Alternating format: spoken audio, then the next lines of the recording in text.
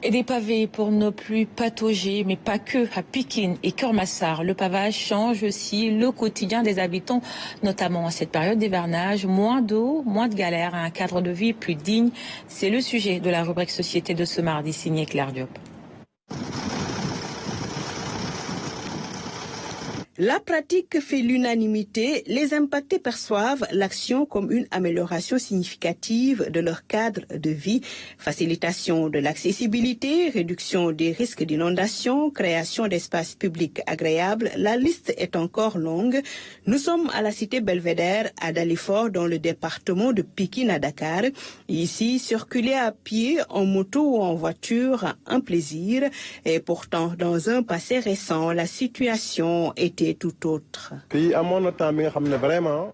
Il fut un temps, ici, on vivait difficilement. Beaucoup ont dû quitter leur maison, car pour sortir, il fallait prendre une pirogue. C'était juste en 2005-2006.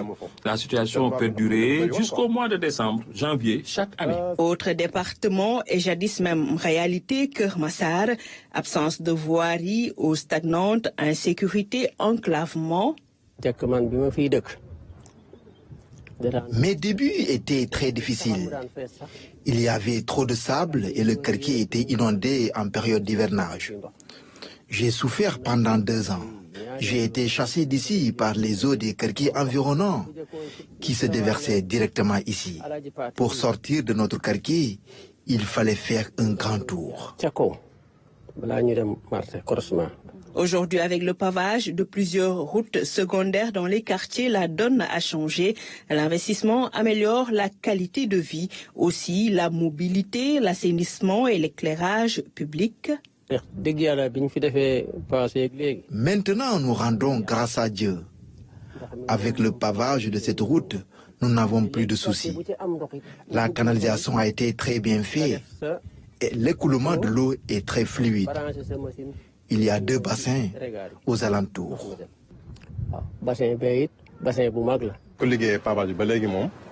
Après les travaux de pavage, nous rendons grâce à Dieu. Nous n'avons plus ce genre de problème. Nous demandons juste aux autorités de curer les caniveaux pour faciliter l'écoulement des eaux. Le pavage des routes, un système simple, innovant, mais à fort impact social. Dans les quartiers, les actions se multiplient, notamment en cette période où l'hivernage s'installe. Le pavage, déjà, c'est une bonne technologie qui regorge de beaucoup d'avantages. Ça facilite l'évacuation des eaux, parce que l'eau peut passer entre les pavés déjà, qui sont autobloquants. Si on utilise aussi la technologie de la topographie, ça aide quand même à créer des pentes qui facilitent l'évacuation des eaux. Donc, en général, si on prend l'exemple de ces quartiers-là, vous voyez que jadis, ces quartiers étaient inaccessibles en période hivernale, du fait quand même de l'eau qui occupe tout. Donc aujourd'hui, avec le pavage, déjà, il y a une amélioration nette du cadre de vie. Dans bien des localités de Dakar, des travaux de pavage et de bitumage sont en cours. Le secteur est porteur car renforce l'employabilité des jeunes. Un chantier de pavage, c'est beaucoup de jeunes qui y travaillent. Et maintenant, au préalable, il faut former ces jeunes-là dans ces métiers. Maintenant, par exemple, si on décidait de paver cette route-là, il n'y a pas que le pavage. Il y a beaucoup de métiers qui tournent autour d'un chantier de pavé, tels que la topographie, il y a la conduite des engins. Donc, il y a beaucoup de métiers qui tournent autour. C'est pourquoi moi, je pense et je crois profondément que l'État gagnerait à mettre en place des programmes qui vont dans le sens de la formation et du pavage de certains quartiers du Sénégal.